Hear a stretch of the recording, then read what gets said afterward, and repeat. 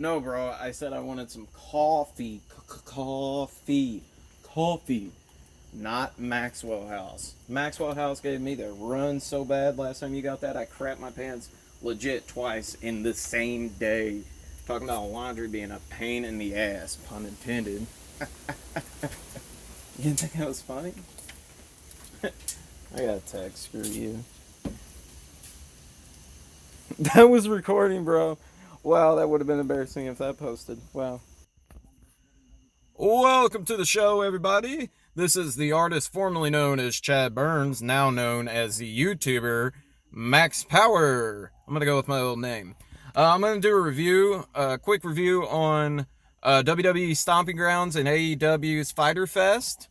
Give me my thoughts, just quick little thoughts and opinions. It's not going to be like a grade A show by any means or a grade A review. Not going to be very thorough or anything like that because, as you can tell, this is my first time doing this. I don't have much production value by any means. I'm recording this inside of my 2000 Concorde, so bear with me a little bit. It's going to have its flaws, and you're going to have a lot of, what was I going to say? There's going to be some, like, cut-offs and things like that, you know, like when you record something. I mean, when you watch a YouTube video, see, I already messed up right there. When you record a YouTube video or watch a YouTube video, should I say, and someone's talking and then there's like a cut scene, cut, you'll like see skipping in the video. Comedians do it a lot. Like the Copenhagen Bandit and stuff like that. Like, you know, one of them little cuts, kind of like one of the ones just like that. There's going to be a lot of those in there, so I don't expect many views or any thumbs up on that. So if you think this sucks, give me a thumbs down. I don't care. This is just more of a trial and error thing for me anyway, so cut me some damn slack. Moving on. Now I've had some time to chill out. Damn internet trolls. Get demonetized just for cussing on here already. Like, I suck at this. I'm going to go ahead and give you my thoughts on WWE Stomping Grounds first, and then I'll move over to AEW's Fyter Fest. So, let me look over my notes here for Stomping Grounds. Bear with me here, folks. Alright, WWE Stomping Ground notes. Let's go ahead and get that started off.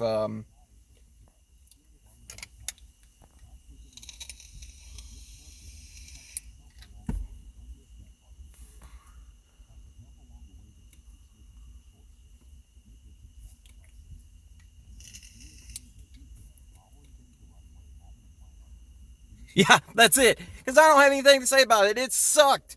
Nobody watched it. The ones that did just had nothing to do. We don't have any Game of Thrones to watch anymore on Sunday, so what are we going to do? We're going to watch Stomping Grounds, even though it sucked. Like, it's 3-4 hours of my life that I can't ever get back. So that's all my notes on that show. I don't even want to talk about it. It was awful. We got Baron Corbin and Seth Rollins again coming up at the next pay-per-view. Just, they can't get their act together. So we're going to go ahead and move on to Fyter Fest. I'm sure I'll mention WWE a couple times in this video as well. Moving on. For the main show, we are on the pre-show, should I say. A lot of these wrestlers, I don't know their names fully yet. I'm kind of new to a lot of these people. Like, for example, Adam Page. He's supposed to be like a big deal for them. Like, I need to do some homework on that guy because I haven't really got to see him in a one-on-one match yet, so I don't really know what he's fully made of. But what I've seen so far, he's good. Don't get me wrong, he's good, but just he doesn't have that wow factor for me in any way so far. But the weekly show comes on October 2nd. Rumor has it it's starting then. Maybe it'll change my mind when I get to see him a little more. So I'm going to stay open-minded about it and be positive in regards to that and see what happens. Jim Ross on commentary. I hope he gets a little better, or maybe they need to move on from him because he's seen his best days, as you can tell. Just something is off about the guy. Like, he's like 146 years old now, so of course there's going to be something off, but I don't know. Just something's weird. Something doesn't make sense to me with him on it. Just it doesn't work for me. Hopefully I get better. It seems like he didn't do his homework on the wrestlers there. Not all of them. Maybe he'll get better as he does on weekly. I'm gonna give him some time, but yeah, Excalibur, fucking freaking golden, absolutely golden. Love the guy. Love what he does. Great stuff. Alright, if you're still with me, then the video was not taken off YouTube because you didn't report me for sort of slipping out an F-bomb there. Sorry about that, kids, if anyone heard that. Moving on to the pre-show. We're going to try that one more time, getting on to the pre-show. We had I believe it was three different teams in a tag match. And I kind of sucked at describing that one. But of the three teams, the best friends won. Love those guys. Haven't heard of them before AEW, but I've heard of them now. Love the guys. The only complaint I have about the match is how the Falcon Arrow was never applied during that match by the best friends, because nobody kicks out of the Falcon Arrow but whoever hits it, because that's not his finisher, bro. But yeah, the best friends win that one. There was a post-match video on the Titantron from the Smash Brothers, or whatever the hell they are going by now. I don't think it's Smash Brothers because Nintendo would sue them. But they turned out the lights, had the lights come back on. His little goons are hanging out around the ring, stalking them. Lights go off, go back on, they're gone. The lights were off way too long. It shouldn't have took them that long to get there. I've seen SmackDown, pre-taped or not, when the lights go out and they come back on, it's under 3 seconds. Undertaker's right in the ring, man, because he's a dead man. He could do stuff like that. You guys need to be more like Undertaker. Next match is formerly known as Blue Pants, straight from the clearance rack. She's known as the Librarian now. And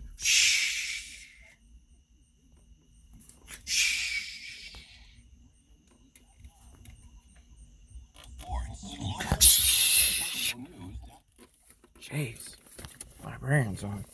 Yeah, that it does nothing for me. That thing gets old very quick. And it was versus Allie, I think it was. Allie wins.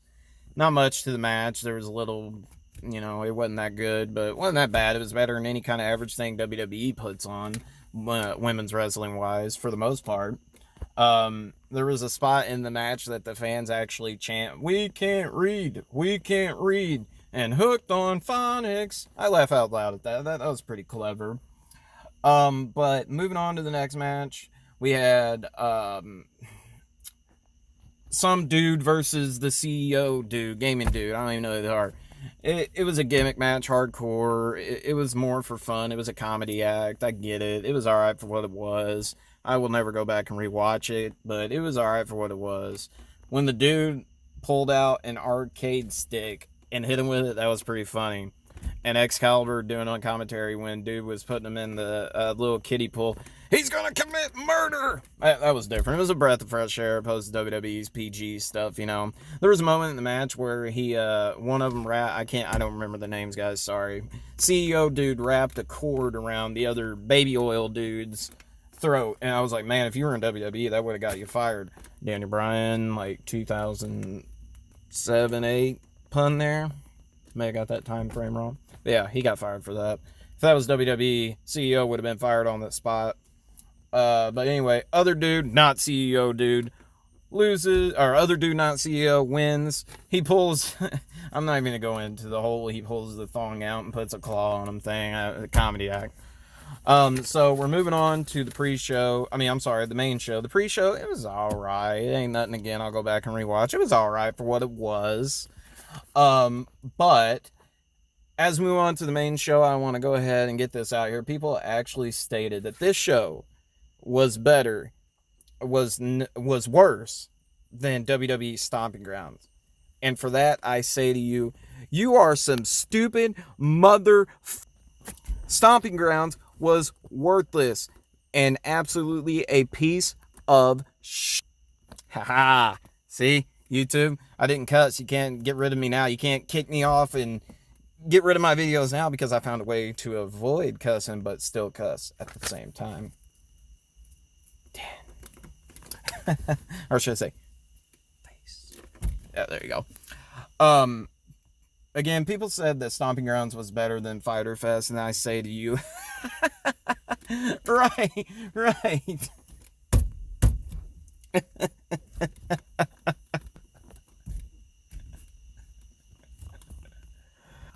Okay, I'm back. I had to catch my breath there. Yeah, Stomping Grounds was better than Fyter Fest, my butt. Yeah, and and Ray Charles, Ronnie Millsap, and Anne Frank beat me in a Finding Waldo contest. And people are saying, well, Max Power, why? I get the whole Ronnie Millsap and Ray Charles thing. I get that. I get that. They're blind. Where's Waldo requires your eyes. But why Anne Frank? Because she was deaf and blind too. Helen Keller was the Jewish lady that they wrote the books about, not Anne Frank. It's in the Geneva Convention. Look it up. So anyway, wow. Christopher Daniels faced Michael Tasakawaka Hama Yamasaki Yonda Mitsubishi guy. Sorry. No racial pun intended there by any means. I really mean that. Daniels loses. It was kind of a opener. That should have been more on the pre-show, to be honest with you. And I feel like that tag match should have been in the actual show, because that was a fantastic match. One of my favorite matches of the night. Not a whole lot to say on that. I actually got to see Christopher Daniels in Marietta, Ohio a few months back. Came out with the same gear, doing the dance with the microphone and stuff. It was cool to see him. Dude can still go for his age. Good dude. Class act. Moving on, we have the women's triple threat match. Riho wins. I may have got that name wrong. I'm sorry. But in that match, I noted that Nyla Rose looked great. Her match at Double or Nothing wasn't the best for her. She didn't have a lot to show. I didn't really like what I saw. She didn't have a lot of time to shine. This match she did. Dug it. She is what Nia Jax could have been. I see where they're going with this. I'm fine with her taking the pin, because of the way she did take the pin, she still looks strong. They're going to build her. I seen this on Sean Ross Sapp's podcast. I'm going to give him the credit for this one. His buddy on the video, on the review, stated that he thinks Nyla Rose is going to be built as like this monster that gets too cocky in the matches, because you've seen her in this match. She was too cocky. She could have put him away multiple times, but she just got arrogant. She's going to be that type of monster, heel, big chick person that loses her matches because she gets too cocky, and then she's going to eventually wake up and be like, okay, I could really dominate if I let go of my arrogance and my pride, and then really take over. We get to see the real Nyla Rose.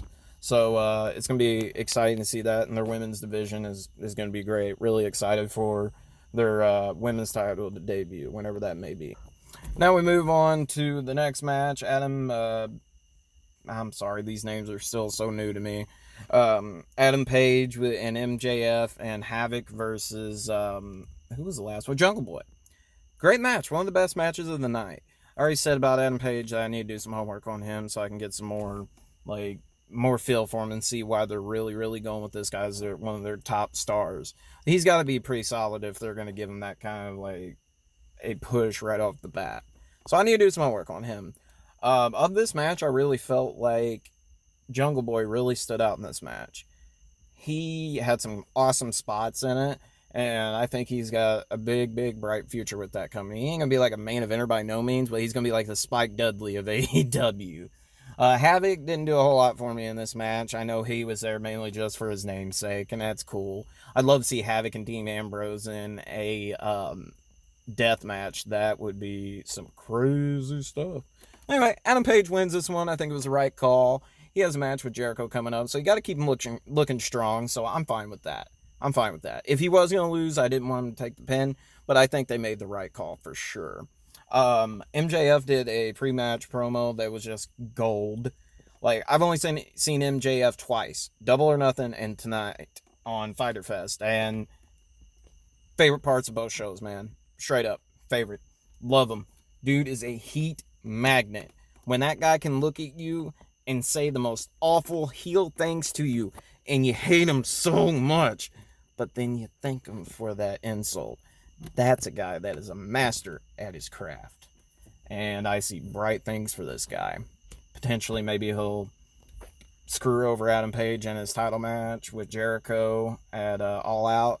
If Page Man does win it, I definitely see Page Man. If Page does win, then I definitely see him and MJF having, a title rivalry, having a couple matches for the title, but them two are definitely going to hold that title at least once within the next year and have a good few months storyline rivalry, and I'm totally good with that. Maybe rivalry of the year, not just in AEW, but in all of wrestling, because MJF is gold, man. Gold. He did a post-match interview after the show. Incredible. Go look it up. Just look up MJF on YouTube. MJF interview after Fyter Fest. Something around those lines. Incredible. It's like a 5-minute clip. Dude stays in character all the time. I'm all about protecting kayfabe, so that's awesome. Love it. Moving on, we have Cody versus Darby Allin. Ends in a tie. I had no idea who Darby Allin before this match was going on. I know who he is now, trust me. I'm okay with the ending with the tie because it makes Darby Allin look strong. There was a couple spots in that match that legit scared the hell out of me. When he went through the ropes and his neck hit that ropes, it kind of gave me flashbacks to Enzo Amore at Battleground, I think it was, years back with the Vaudevillains or whatever, and where he got the concussion and knocked him out cold. I kind of got a little nervous, but it was all right. There was another spot where he did a reverse back dive bomb thing right into the side of the ring apron, the hardest part of the ring, and it just hit so hard. I hope there was a microphone under that ring that helped intensify that sound. That wasn't all him making that sound, because it sounded rough, man. It was but 500 times louder. It was crazy. But anyway, great match. Match of the night by far. Love it. At the end of the match, the artist formerly known as Ty Dillinger, aka Sean Spears now, came out to the ring with a chair in his hand. Cody turns around what are you doing, bro?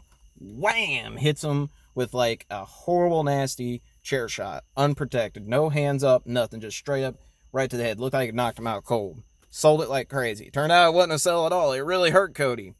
And you could tell that something wasn't right with that chair shot. They said in post-match stuff after the show that the chair was gimmicked and something just went wrong.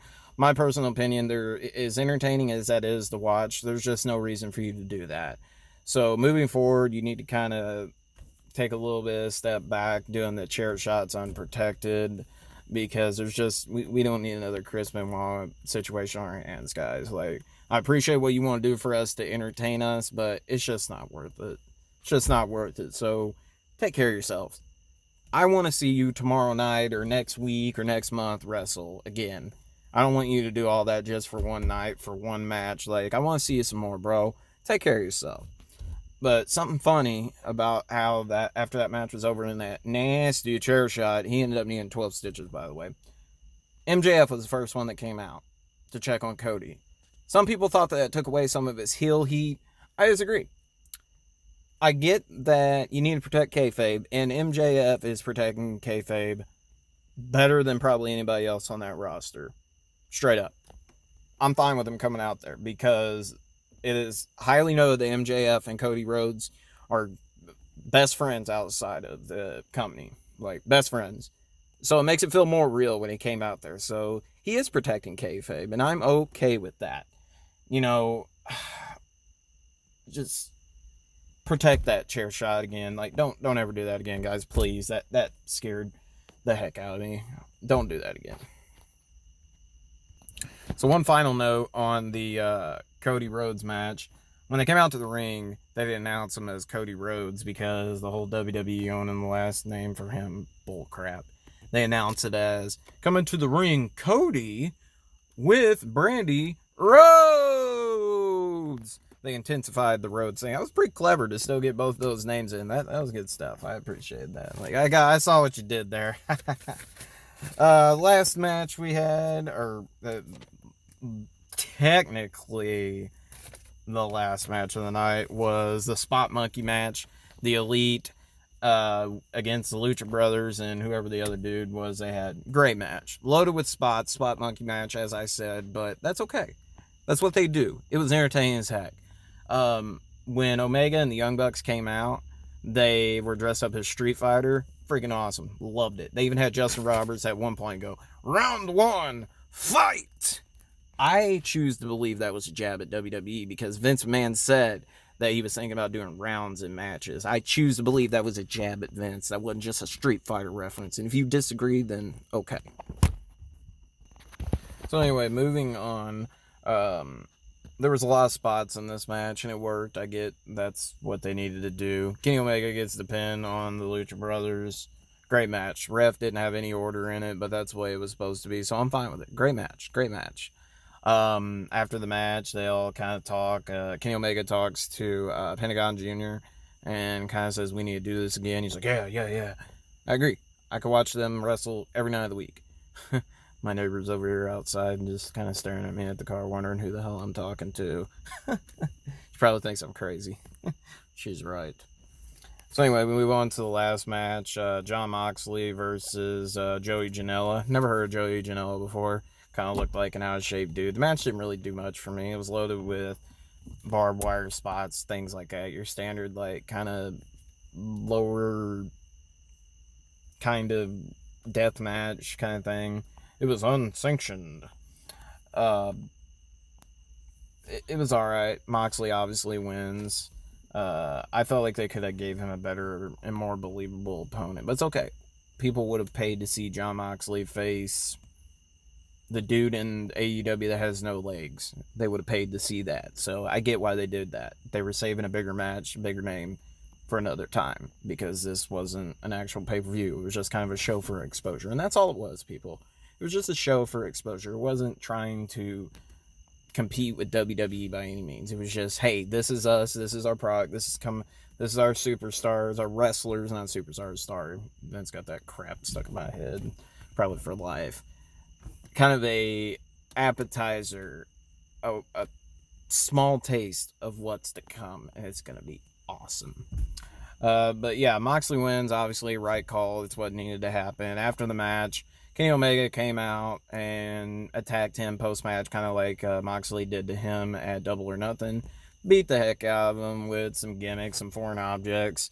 Moxley just kind of kept laughing at, like, as Omega would walk off, kind of chuckling, like, "Oh, I like it. Bring it, boy. I love it." Omega came out again, hit him with a trash can, and then did the dirty deeds on... Omega did the dirty deeds on Moxley into the trash can, and Omega left. He's like, "Okay, I'm done. He leaves, and you see Ambrose. Oh, bad word. I should be demonetized just for that alone. Moxley just kind of smirks, like, "Yeah, I like it. I like it." That was creepy. Might need to edit that out. But anyway, that's how it ended. All around great show for what it was. If it was a pay-per-view you had to pay for, I would give it a worse rating. But for what it was, I think it was a 6.5 out of 10 in my opinion. That's just my opinion. They're like buttholes. Everyone has one. And people in the comment section are going to have a lot of opinions on how this video went. So I'm ready for that. Come on, you trolls. Bring it! But to the ones that did like this, I can't even say dozens, to the one or two that may watch this and like it, give me a thumbs up. Made me feel good. I got a long way to go until I make this thing actually get off and running. So this was just day one of many steps and miles and years to getting this thing really, really rocking. So if you did stick around and watch this, I really, really appreciate it. And yeah. Give me a like. I might try to make another one again and just kind of get the kinks out and learn what to do. First step is I definitely need to get a room set up for doing things like this, because doing this in my car is just kind of awkward with the light up there glaring on me. But yeah, thanks for watching my power night. What was it? Hold on. Let me think one real quick. My gimmicks, Max Power. My Power Raids. Peace.